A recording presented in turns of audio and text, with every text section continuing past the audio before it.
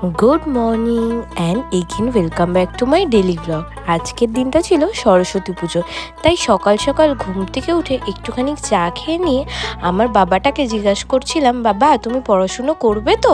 আর ও কি বললো সেটা নিজের মুখেই শোনো। পড়াশোনা করবে তো? করবে না? ওকে মা জিজ্ঞাসা করলো তাহলে তুমি কি করবে? ও বলল যে আমি শুধু ফোন দিই। তারপরে আমি একটুখানি দোকানে যাব বলে বেরিয়েছিলাম, আর ও বাড়িতে সবাইকে এত ডিস্টার্ব করছিল তাই ওকে নিয়ে বেরিয়েছিলাম। একটু দিশাদের বাড়ি ঠাকুরটা দেখে আমি এই নুপুরটা নিতে গেছিলাম আজকে।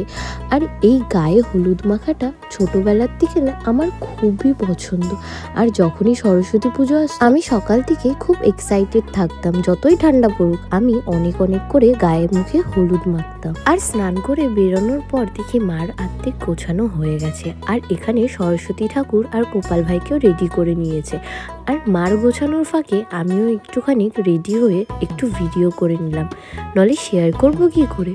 আর তারপর আমি আমার প্যাটকাকে রেডি করালাম। কেমন লাগছে ওকে জানাতে একদম ভুলো না। আর আমার মা না পুজো দিতে খুবই ভালোবাসে। আমাদের বাড়িতে পুজো হয় না এমন কোনো পুজো নেই।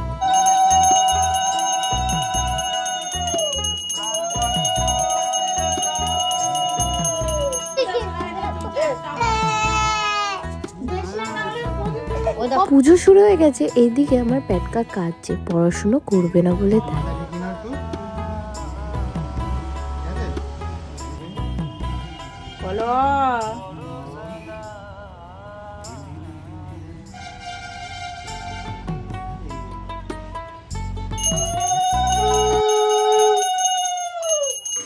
তারপরে পুজো শেষ হওয়ার পর আমি আর পম্পা একটু ছাদে ফটো আর ভিডিও তুলতে আসি। তারপরে একটু খিচুড়ি খেয়ে উপোস ভাঙি। আজকের ভিডিওটা এইটুকু, বাই।